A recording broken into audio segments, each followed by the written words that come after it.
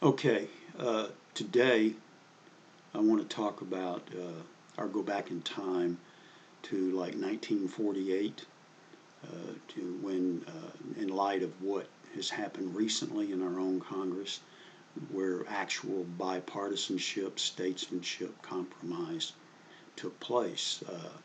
In 1948, Harry Truman was president, and he had inherited that when Franklin Roosevelt died. The war obviously was over. It ended in 1945. But Republicans had taken control of Congress, and they were crazy wanting to get back the presidency, which they had not had since Hoover. And Roosevelt had run 4 times, which was unprecedented. And Harry Truman was not the most likable guy in the world. Today, a lot of people think that, and justifiably so, that he was a really good president. But at the time, he was very blunt and outspoken. Sound familiar? And he hurt some people's feelings. But he made hard decisions. Anyway, in 1948, Europe was in complete ruins. People were starving. Their supply system was non-existent.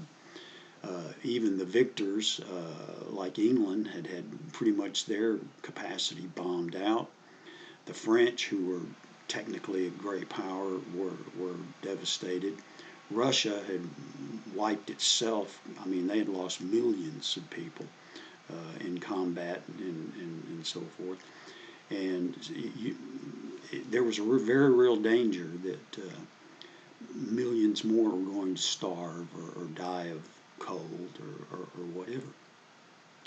So Truman called in Dean Acheson, who was the #2 man at the State Department. The regular Secretary of State was outgoing. And Dean Acheson was a highly accomplished lawyer who had worked in the Roosevelt administration. And he had left a very lucrative law practice. In those days, you didn't get rich going into government service, you went in for service. And he was due to return. And Truman asked him if he could stay on, and he was going to appoint a man named George Marshall. Now, a lot of you may not know George Marshall, but he was in charge of the Army and Army Air Corps in World War II. He was Eisenhower's boss. He was every Army commander's boss. And he was considered indispensable by Roosevelt. He was the very first 5-star general. He was a graduate of VMI and an independent. He was an old-time military guy that did not believe in taking part in politics. But he had an unbelievable ability to organize and see problems and cut to the chase.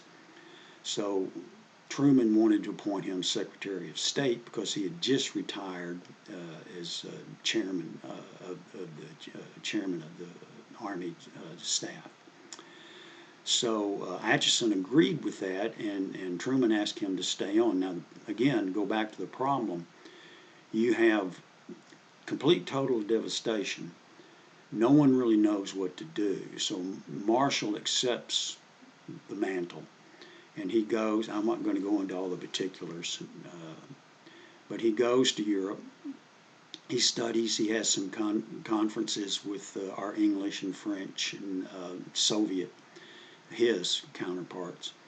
And he comes to, as Acheson had had the idea of working up some sort of a program whereby the United States, which was without anybody being anywhere near close, was the economic power in the world at that time. And we had all the money. So Acheson had thought up a program to get money to these people. But there were large segments of the American public that wanted to go back into isolation, especially in the Midwest.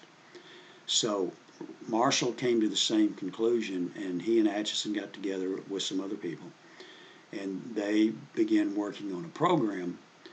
But they were going to have the cooperation of the Republicans in Congress, and the Republicans wanted him out of there, and we were coming into an election year, presidential election year.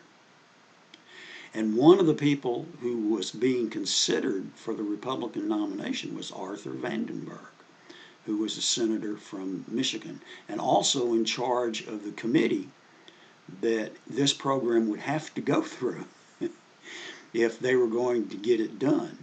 So they drew up a program, and Atchison early on reached out to Vandenberg, and they had meetings, and Marshall and he had meetings, and Truman was more than happy to let Vandenberg take credit, because again, you have to remember, you're in an election year, and Republicans want to defeat him, and he's beatable. So you've got a massive problem here that goes just beyond the United States, but it will affect us on a national security basis, because you don't know what's going to happen with all these people starving and complete disruption of industry and everything. So this is a national security thing also. So I'm not going to go into all the details of the program, but it's if you've read any part of our history or know anything about, you're familiar with the Marshall Plan.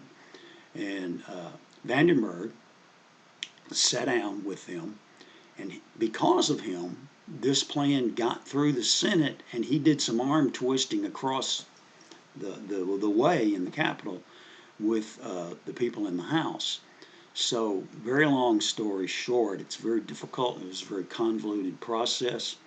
But what happened is you had a president running for re-election who was willing to give credit to someone who could possibly, it turned out not so, but who could probably have been the one running against him, to get a massive loan program done to help a part of the world that was going downhill fast. And I think today, people in Europe as well as here probably don't realize how bad it was. But